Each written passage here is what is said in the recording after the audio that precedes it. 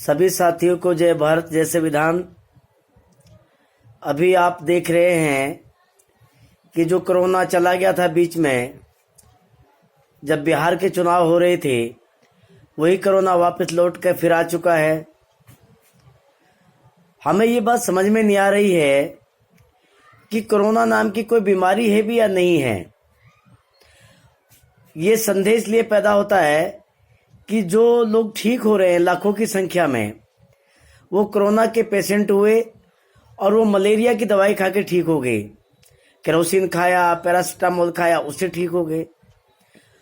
और जो लोग मरे उनको बताया गया कि ये कोरोना के मरीज हैं।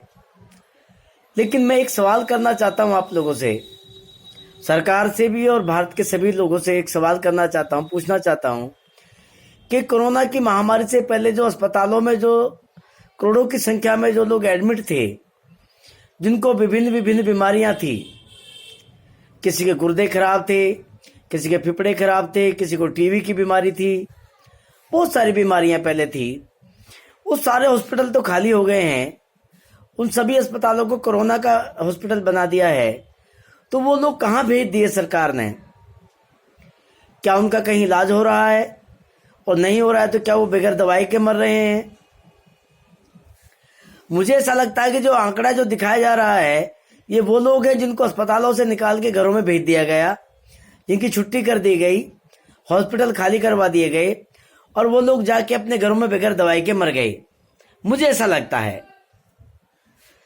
ये इसलिए बहुत सारे संदेह पैदा इसलिए हो रहे हैं कि जैसे अभी बिहार का चुनाव आया तो कोरोना खत्म हो गया, बहुत बड़ी बड़ी रैलियां हुई, लाखों लाखों लोग इकट्ठे हुए, और जैसे चुनाव खत्म हुआ तुरंत फिर कोरोना आ गया।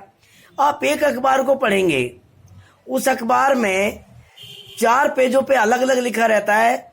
एक पेज पे लिखा है कि कोरोना खत्म हो गया है, दूसरे पेज पे लिखा है कितने लोग मर गए, कोरोना बढ़ रहा है। कभी कहते हैं कि हवा शुद्ध हो गई है, कभी कहते हैं हवा अशुद्ध हो गई है। कभी आता है कि जो पराली जलाई गई जो हरियाणा में, उस पराली के धुएं से कोरोना वापस आया। जब पराली जल रही थी, केंद्र में भारतीय जनता पार्टी की सरकार है, हरियाणा में भी भारतीय जनता पार्टी की सरकार है, तो सरकार ने उस पराली को जलाने क्यों दिया? अभी जब दिवाली आई तो बड़ी संख्या में पटाखे चलाए गए। जब सरकार लॉकडाउन में सबको घर में कैद कर सकती है, पुलिस के डंडे बरसा सकती है, तो दिवाली पे जिन लोगों ने पटाखे चलाए उनको क्यों नहीं रोका गया? उससे जो प्रदूषण फैला उसको रोका क्यों नहीं गया? ये बहुत सारी चीजें हैं जो ये संदेह पैदा करती है कि सरकार देश के लोगों के लिए काम ईमानदारी से क्यों नहीं कर पा रही है। अभी 2022 तक मुझे लगता है कि कोरोना रहेगा, और 2022 में जैसे पंजाब में, उत्तर प्रदेश में या और राज्यों में जो चुनाव आएंगे, या दिल्ली में इसका काउंसलर का चुनाव आएगा, तो कोरोना फिर खत्म हो जाएगा, और फिर जैसे ही चुनाव हो जाएंगे फिर कोरोना आ जाएगा। मुझे ऐसा लगता है कि 2024 तक कंटिन्यू ऐसा रहेगा, क्योंकि सरकार भी कई बार कह चुकी है और लोग दबी जुबान में और वैसे भी अलग अलग तरीके से कई बार कह चुके हैं कि भारत को हमें हिंदू राष्ट्र बनाना है और भारत के संविधान को बदलना ही हमारा मकसद है। ऐसा बहुत सारे लोगों के बयान आए। आज तक भारत के संविधान के जो अनुच्छेद हैं, जो समता मूलक राष्ट्र की गारंटी देते हैं, उनमें से किसी भी अनुच्छेद पे ईमानदारी से कानून नहीं बनाया गया। अगर कानून बना दिया जाता तो इस देश में ये जो गरीबी, भुखमरी, बेरोजगारी जो दिखाई दे रही है, ये नहीं होती। सरकारी संस्थानों को ठेके पे दिया जा रहा है, प्राइवेट किया जा रहा है, प्राइवेट कंपनियां लोगों को नौकरी पर नहीं रख रही हैं। लोग कब तक भूखे रहेंगे? और जो मास्क जो मुंह पे लगाया जा रहा है, मैं बार बार उसको बात को रिपीट कर रहा हूं, मास्क में जो कार्बन डाइऑक्साइड जो हम छोड़ते हैं, अपने मुंह से जो छोड़ते हैं, गंदी बदबू छोड़ते हैं, जो खाने की जो बदबू, शुद्ध वायु लेते हैं बाहर से और गंदी बदबू उसको फिल्टर करके जो छोड़ते हैं, वो उस मास्क से वापस हमारे उसमें पेट में, मुंह में जा रही है, हमारे फेफड़ों में वापस जा रही है, तो हमारे फेफड़ों को खराब कर देगी। कुछ दिन में ये खबर लगेगी देश में कि जो हॉस्पिटल है वो उस मरीजों से भरे होंगे जिनके फेफड़े खराब होंगे, क्योंकि जो गंदी वायु जो हम छोड़ते हैं अपने पेट की जो गैस को मुंह से, वो उस मास्क से वापस हमारे मुंह में, वापस हमारे फेफड़ों में जा रही है। तो साथियों, मैं आपसे एक रिक्वेस्ट करना चाहता हूं कि एक स्वर में आवाज बुलंद कीजिए और सरकार पर दबाव बनाइए, क्योंकि सरकार तो मानने से रही, सरकार नहीं मान रही है हमारी बातों को। जैसे आपने ईवीएम का विरोध किया, चुनाव आयोग ने आपकी बात को नहीं माना। मैं 100% कहता हूं कि ईवीएम गलत है। ईवीएम एक सॉफ्टवेयर है जिसको बैठे बैठे कहीं से भी कमांड किया जा सकता है, और कुछ लोगों ने डेमो दिखा दिया है कि उसके कुछ कोड पासवर्ड होते हैं जिनको अगर डाल दिया जाए तो जितने देर के लिए उसको डाला जाएगा वहां पर वोट ट्रांसफर की जा सकती है कोड से। तो जो चुनाव आयोग जब देश के लोगों की बात नहीं सुन रहा है, जो निष्पक्ष एक संस्था है, ऐसे सरकार भी आपकी बात को नहीं सुन रही है। चुनाव जीते जा रहे हैं ईवीएम से घोटाला करके। पहले चुनाव जीते जाते थे, हमारी हम जो बैलेट पेपर से चुनाव करते थे वहां बूथ कैप्चरिंग हो जाती थी। लेकिन अब आप लोगों ने, भारत के लोगों में जागरूकता आई, आपने संगठन बनाए, राजनीतिक पार्टियां बनी, आप लोगों ने बूथ कैप्चरिंग को रोका, अपने प्रतिनिधि बिठाए बूथ में, उन्होंने उसका विरोध करना शुरू किया। जहां डब्बे बंद किए जाते थे वहां पे भी अपने प्रतिनिधि बिठाने शुरू किए, तो डब्बे लूटने बंद हुए। तो फिर ये ईवीएम लेके आए, अब ईवीएम से लूट कर रहे हैं। जो सरकार जो कर रही है, जिनको हमने मताधिकार से लोक सेवक जो चुना, मताधिकारी हमें, भारतीय संविधान हमें अधिकार देता है अपने मनपसंद लोक सेवक चुनने का, लेकिन जिनको हमने लोक सेवक चुना वो ईमानदारी से काम नहीं कर रहे हैं। अगर कर रहे होते तो जो अनपढ़ बच्चे जो भीख मांग रहे हैं रेड लाइट पे, आर्टिकल 45 में कंपलसरी एजुकेशन का प्रावधान है, उस पर एक्ट बनाया जा सकता था, लेकिन उस पर एक्ट नहीं बनाया गया। बच्चों को जो पढ़ाया जा रहा है सरकारी स्कूलों में, जो आंगनवाड़ी में पढ़ाया जा रहा है, उनको दलिया खिचड़ी देके भिखारी बनाया जा रहा है। ये नुकसान हो रहा है देश का। आज सर्दी का टाइम है, अभी आज 26 नवंबर 2020 है, और 26 नवंबर 1949 को भारत का संविधान पटल पर रखा गया था। आज संविधान दिवस है। सभी देश के वासियों को संविधान दिवस की हार्दिक शुभकामनाएं देता हूं।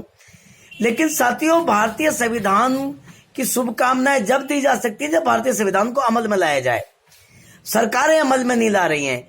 आप लोगों को संविधान को जानना पड़ेगा, पढ़ना पड़ेगा, संविधान को पढ़ाना पड़ेगा, संविधानवादी बनना पड़ेगा। आप संविधान को अंगीकार करें, धर्म की तरह स्वीकार करें संविधान को, अगर, क्योंकि वो हमारा पवित्र ग्रंथ है। आप उसको जब तक धर्म की तरह उसको अंगीकार नहीं करेंगे, जब तक संविधान लागू होने वाला नहीं है। संविधान को लागू करना भारत के लोगों की जिम्मेदारी है। आप लोक सेवक जिनको चुनेंगे, पहले उनको संविधान पढ़ें, पढ़ाएं, संविधान सिखाएं, अपने अधिकारों की बात करें। जब तक आपके अधिकारों पे खरा नहीं उतरता है, जैसे अपने बेटा बेटी का रिश्ता आप करते हैं, तो सब चीजों को आपके लिए फ्राई करते हैं, सबको जानते हैं, उसका घर कहाँ है, गांव कहाँ है, कमाता कितना है, घर कैसा है। तो जो प्रतिनिधि आप जो चुनते हैं लोक सेवक, उसके बारे में पूरी जानकारी लेना आपका अधिकार है। आप संविधान पढ़िए, फिर संवैधानिक अधिकारों के बारे में उससे प्रतिनिधि से पूछिए। उसको अगर नहीं आता है तो अपने लेवल पे लोगों को तैयार कीजिए, भारतीय संसद में लोगों को भेजिए, विधानसभाओं में भेजिए, तब देश का सुधार होगा। लेकिन वो तब होगा जब आप संविधानवादी बनेंगे। संविधानवादी जब बनेंगे जब आप संविधान को अंगीकार करेंगे। पहले अंगीकार करेंगे कि संविधान हमारा है, हमारे राष्ट्र का एक पवित्र ग्रंथ है, इसको मानना, उसको लागू करना हमारा धर्म, उसको धर्म की तरह अडॉप्ट करेंगे, तभी ये संभव हो पाएगा, वरना नहीं हो पाएगा। तो मैं सरकार से भी बार बार ये अपील करना चाहता हूं कि इसमें पारदर्शिता लाइए कि कोरोना क्या बीमारी है, और कोरोना है तो कोरोना कैसे है, वो ठीक कैसे हो रहा है, कौन सी दवा से ठीक हो रहा है। और ये जो बार बार जो कोरोना लौट के आ रहा है, जब चुनाव में नहीं आता, धार्मिक जब कार्यक्रम होते हैं तब कोरोना नहीं आता, और जैसे धार्मिक कार्यक्रम खत्म हो जाते हैं कोरोना आ जाता है। अब जिनकी शादी है, जिन्होंने 400-500 कार्ड छपवा दिए, जिन्होंने रिश्तेदारों को बुला लिया, और फिर यहाँ दिल्ली में 50 लोगों को लागू कर दिया, तो अगर वो 200-250 आदमी आ जाएंगे तो क्या उनको भगा दिया जाएगा? क्या भगाना चाहिए? क्या ये संभव है? ये गलत हो रहा है। ये सामाजिक भावनाओं से खिलवाड़ हो रहा है, देश के लोगों से खिलवाड़ हो रहा है। मैं इसका विरोध करता हूं। मैं आवाम संगठन से हूं, SL खेरालिया आदिवासी। मैं इसका पुरजोर विरोध करता हूं कि सरकार को ईमानदारी से बताना पड़ेगा कि कोरोना की बीमारी है, इसका इलाज है, तो कब तक संभव है, और जो ठीक हो रहे हैं वो कैसे ठीक हो रहे हैं। और ये जो मास्क पे जो 2000 का जो जुर्माना जो लगाया जा रहा है, मैं इसको बिल्कुल गैर कानूनी मान रहा हूं। ये बिल्कुल गैर कानूनी है।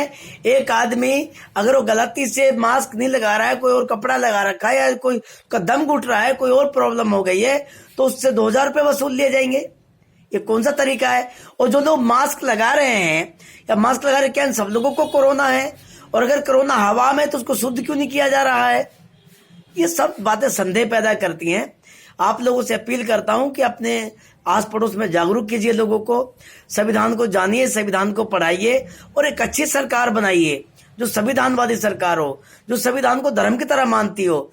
वैसे तो हमारे प्रधानमंत्री जी ने कहा था कि मैं संविधान को धर्म मानता हूं, लेकिन उस पर वो खरा नहीं उतर पा रहे हैं।